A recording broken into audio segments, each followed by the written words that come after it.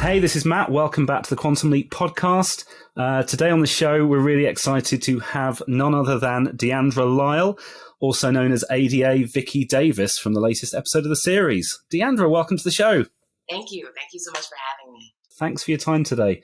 I know we're going to get all into the stuff about Quantum Leap. We really can't wait to talk about the character and your experiences on set.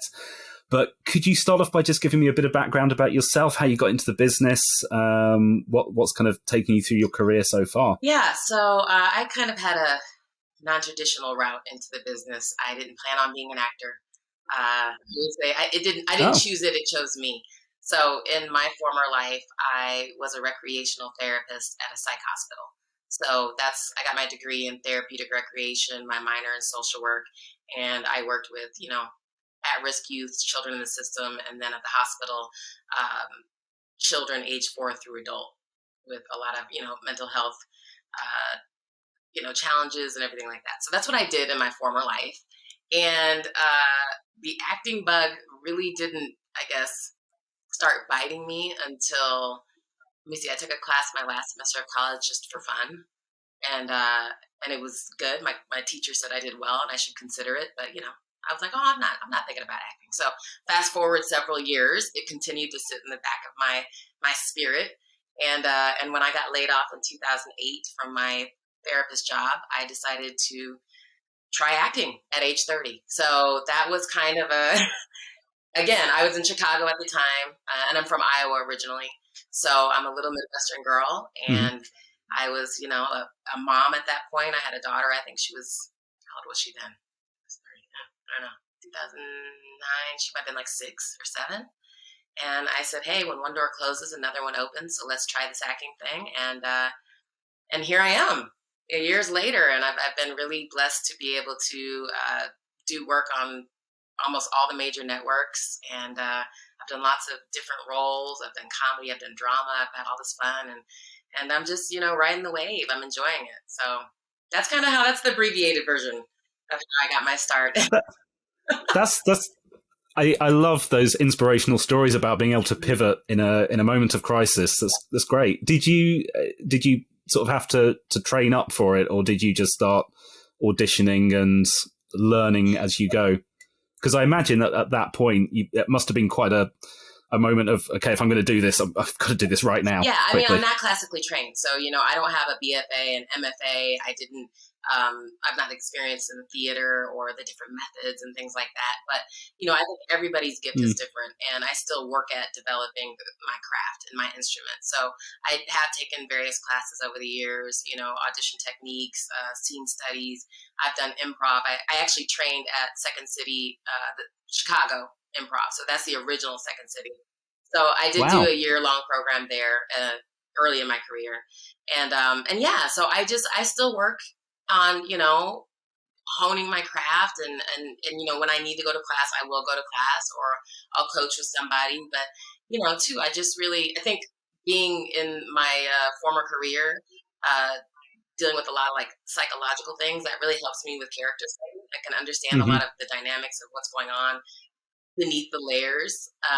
So that helps me, and just understanding, human nature. So, I always tell people, watch how you do things. If you're getting up, how do you brush your hair? How do you put your clothes on? How do you feel when you're hot, when you're cold?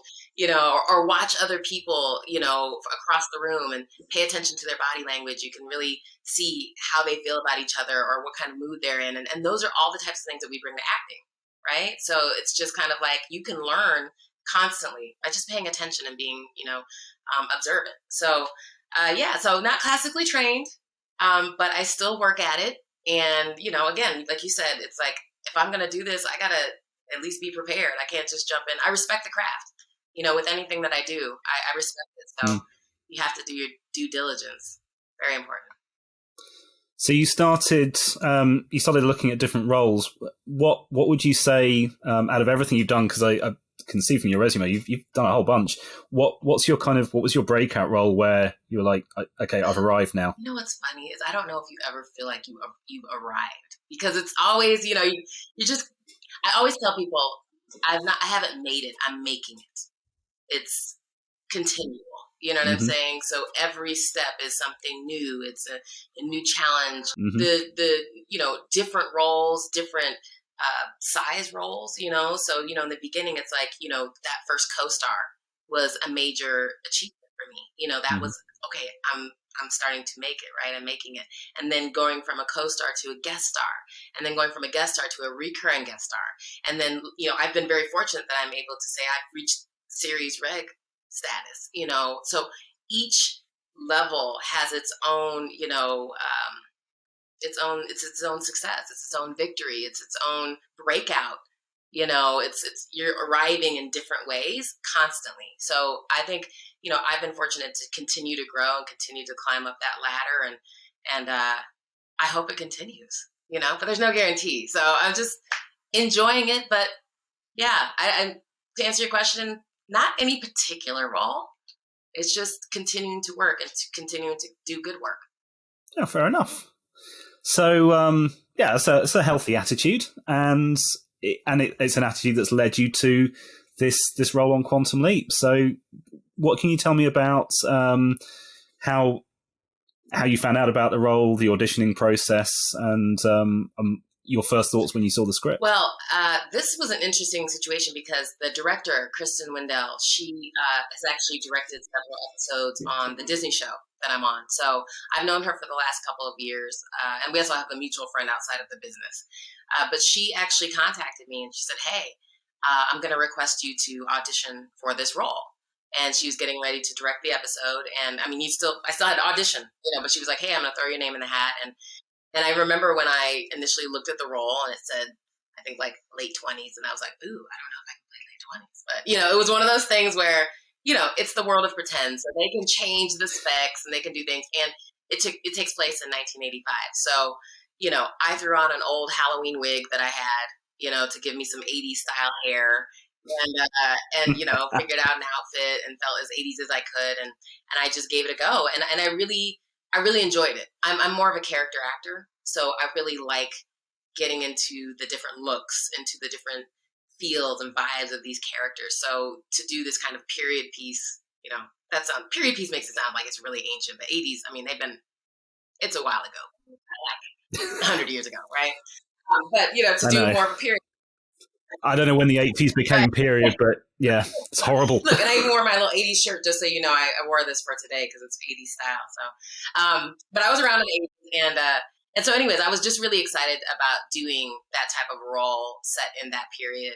And the role itself was, it's an attorney, and I've played attorneys before. It's kind of in my wheelhouse, but it was just written beautifully. The storyline is a really strong one. I think it's great too for National Women's Month or International Women's Month too, and empowering women. But yeah, so I auditioned, and then a few days later, she said, "Hey, we get to work together again, and the studio and networks approved, and you did great." And so she didn't give me the job, but she helped get me over there to be considered for the job. So it was fun, and I got to work with Kristen again, and I got to meet an amazing cast and crew on Quantum Leap. So it was great. Yeah, let's talk about the cast then, because you obviously you had to develop quite a lived-in relationship with Raymond's character. How much time did you get? Because I know network TV, very fast turnaround time. How much opportunity did you get from getting the script to that first day filming to actually work on how to build that? Let's see. I think I sent the audition in on a Thursday. I got word Monday that I booked it, and we shot that following Thursday, like a few days later. So I think I probably got the script Monday or Tuesday, like a few days before we started shooting. So and then I didn't meet Ray until we got to set, and it's time to work. So it helps when you have castmates around you that are very welcoming. That are Ray is just so down to earth. He's an amazing, I know you spoke with him. He's just amazing, and everybody on there is. So I felt welcome from the jump, and it was very comfortable, and we could just get in there and play. I had a good understanding of my character, and it was written well. So for me, like when things are written well, it's very easy to retain. It's easy to just, ingest that so you can live it. So all those factors made it a really easy transition to be able to just jump in and go. But yeah, not a lot of prep time. You don't get like, and they're constantly shooting. And I mean, Ray, bless him, like the amount of characters and roles and things he's playing, in these consecutive episodes is like mind blowing, but he does it so well and with ease. So yeah, it was not a lot of prep time, but we made it happen. And all those things helped make it much easier. So one of the things I wanted to ask about, and this this might come from left field now, because I'm always really interested in the actor's process and that kind of that thought process. And now you said you're not classically trained, you're kind of self-taught. So one of the things that really sells Ray as being a woman, and it's not something that we've seen in this series at all yet, the observation I'm about to make, it's something we rarely saw when in the original series when Sam leapt into a woman. The relationship that you built with him, you weren't just looking at him like he was a romantic partner. You were looking at him like he was a female romantic partner, and there was a real tenderness in the way you interacted with each other. And I know I put some nice things about you on Instagram, and we conversed a little bit after that. And it was mostly because of that was the stuff that just made me really sit up and go, wow, I really believe that Ray has leapt into a woman, because all of this work that you were doing around him, I'm just wondering how conscious a decision that was. Were you making different choices than you would have done if you were romantically involved with a man? And how on earth did you manage to pass that in your head when you're standing opposite a man? That's a really good question and a really good thing to think about. Honestly, it really didn't matter who it was, if it was a man or a woman for me. And it didn't really register. Like, I knew it was Ray, but I think at the end of the day, you're connecting with the human spirit, and it's about that love and that connection. So it doesn't matter what form that's in. You know what I'm saying? If you love somebody, if you care about somebody, that there's no color, there's no gender, there's no, any of that. So for me, it was just kind of like, okay, this is my person that I care about. I love this person. I'm in a relationship with this person, and that to me is not gonna be any different, regardless if it's a man or a woman, if that makes sense. But it's weird because I really didn't consider it. It was never really a thought. It was just that being that, my character was opposite. It wasn't Ray. It wasn't, Aleda. Yeah. The Rima. It was just my person. So I think I just stayed in that world and believe that. Yeah, that no, that's fair. That makes sense. That just surprises me, because a few of us have spoken about that, and we noticed the kind of the tenderness that the two of you have together just seemed to go beyond the traditional male-female relationship. So even if you weren't conscious of doing it, it comes out. And I think when you see the episode on Monday, hopefully you'll see that. And I love hearing that. Like, I'm so glad that it translated like that. And I think that that's really important, really, for a lot of us to see, the state of the world right now. There's so many, the politics and all the pushback on who should be with who and how things are supposed to be and this and that. And it's like I said, at the end of the day, love is love. It blows my mind that people think there have to be conditions or certain, frameworks to, classify how it's supposed to be, and I think, I'm glad that it came across like that. And two, again, having Ray to be opposite against, he is very inviting, very warm, very comfortable. I felt like I've known him for a long time. So that adds to that connection and makes it a lot easier. So maybe just opening up a bit more widely, what else can you tell me about the atmosphere on the set generally? I mean, this was obviously some of the scenes you were involved in were very high stakes, high drama, courtroom stuff. You said you got experience of that before. How did this compare to anything you've done in the past? Well, I think one thing that's helped me with when it comes to the legal atmosphere in that world, when it comes to attorneys and stuff like that, one of the classes that I took several years ago, our teacher really worked on our wheelhouse. So characters and roles that we would maybe be inclined to go out for. So I do tend to go in for really strong kind of it's my persona, I'm naturally have a strength about me. So, when it comes to like attorneys or police officers, detectives, things like that. Those come pretty naturally for me. So, having worked on those types of things in class, I did an episode of Chicago Justice years ago, and I was an attorney, and we were in a courtroom, and I had to be very like, with all due respect, Your Honor, and blah, blah, blah. It's like really those types of things. Being in that space and having experienced it made it more comfortable now to go back into a courtroom, on a set and go, okay, this is the feel of it. And honestly, too, for me, when I get into my character, when I'm in my, my clothing, my wardrobe, when we're sitting at that desk, on opposing counsel, and the judge is there, and we have our, legal documents, I feel like I'm in that world, so it lends itself to believing that and feeling that. It's almost like a cheat. You're like, oh yeah, I'm totally, an attorney right now and doing all attorney things. All respect to actual attorneys, because I know I have not done the schooling for it. It's way more than what I've done. But I think those types of things have helped prepare me for those moments, and just being able to live it and to be it. And again, the writing and everything like that lends itself to it too. So, yeah. How did you find that? Obviously, Quantum Leap, quite a unique show in the fact that it's effectively creating a movie each week with a whole different scenario. It's getting towards the end of its first season now. Did you sense any kind of challenges behind the scenes, or did you think perhaps that they'd got more into a rhythm now? Because this is what, episode 15, 16? Listen, the whole production, cast and crew, is a well-oiled machine from what I experienced. Everybody felt in sync.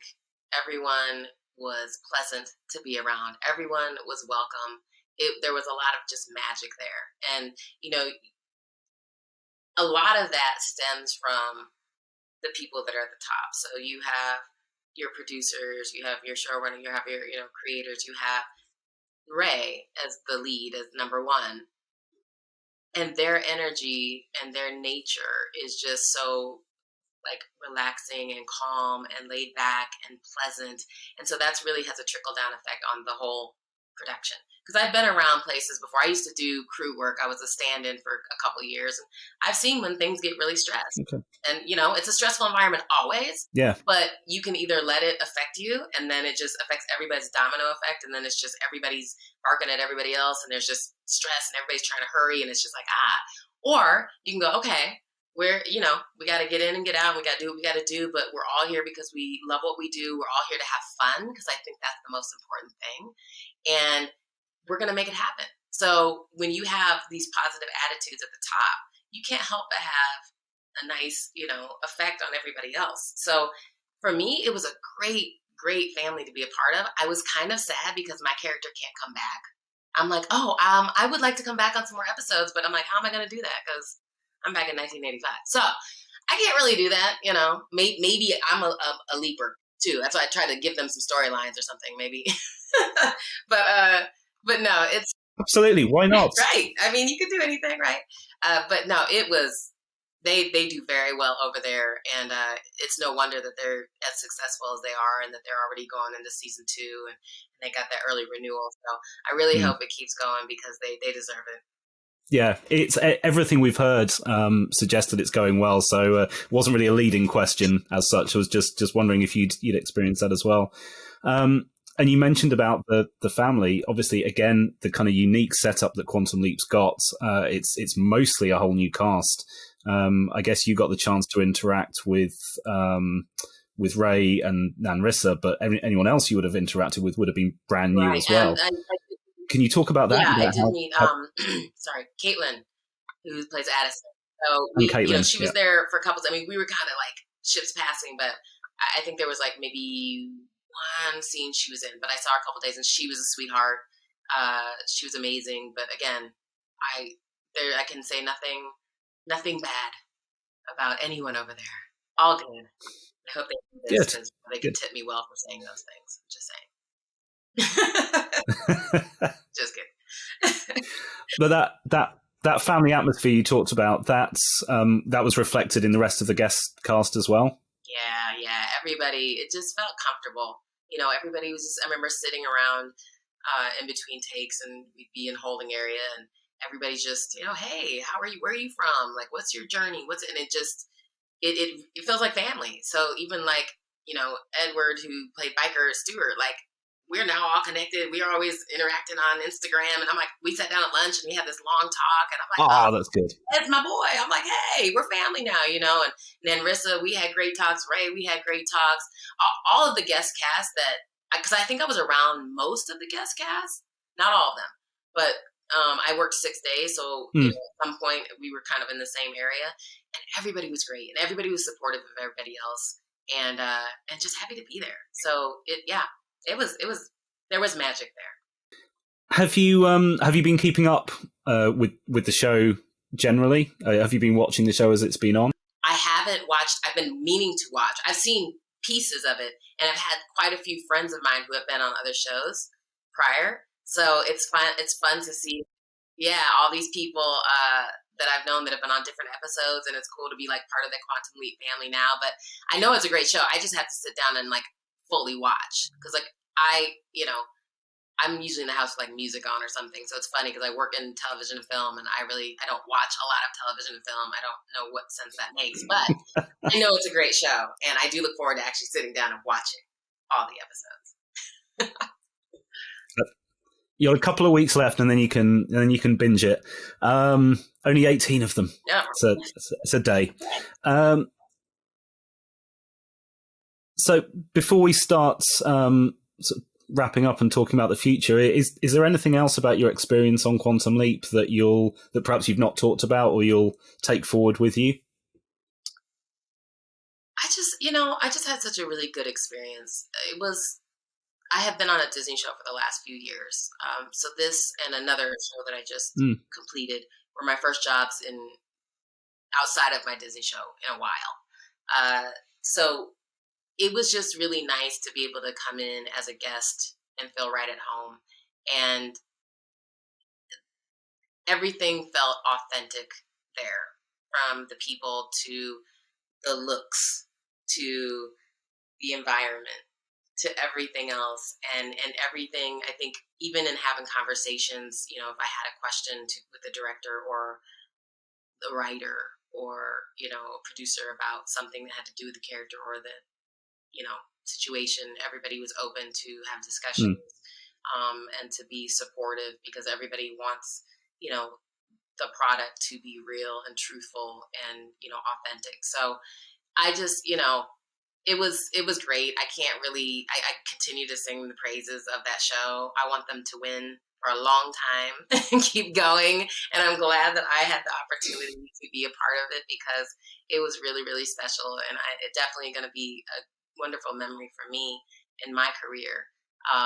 So yeah, I loved it. And I also do love the diversity of it, with Raymond being lead, with Narissa. I mean, you just have a great diverse cast, and it's not about race or color. They're people. And I think that every single one of them is relatable.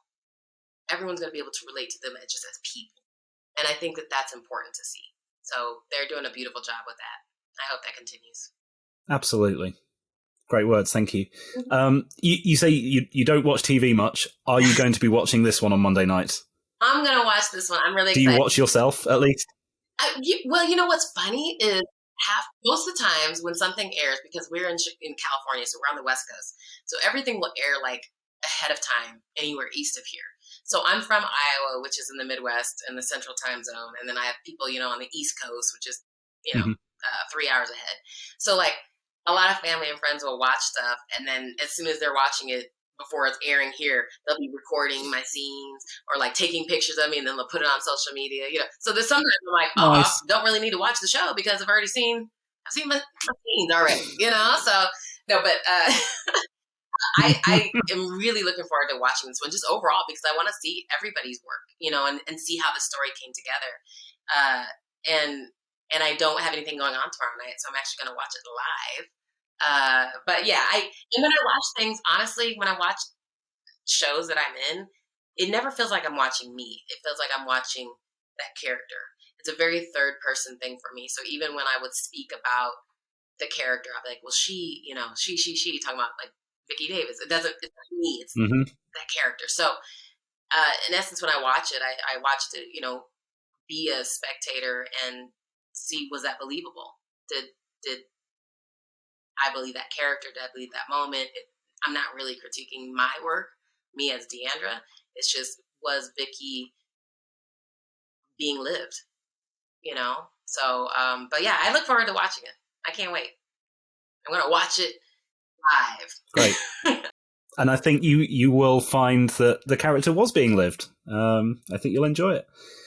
Can we, maybe talk just a little bit about the future, where else Leapers can see you? Because there's bound to be new fans of you that come out of this episode. What's the best place to find you? As for shows, I am on the Disney Channel show Secrets of Sulphur Springs. Our third season airs March 24th. It premieres March 24th, so in a couple weeks. And we were just nominated for an Emmy, actually, this year. We didn't win, but we were nominated, wow, which is amazing. And so, yeah, I've been on that all 3 seasons. We shoot in New Orleans. It's great. And that's an amazing show that adults love just as much as kids. So that comes up pretty soon. And then I actually am doing a recurring role on Bel Air season 2, which is on Peacock. And so, which is in the NBC family. So I shot Bel Air and Quantum at the same time. So I'll be doing 5 episodes on the new season of Bel Air. And I think my entry starts in a couple weeks on the 23rd, I think, on that show.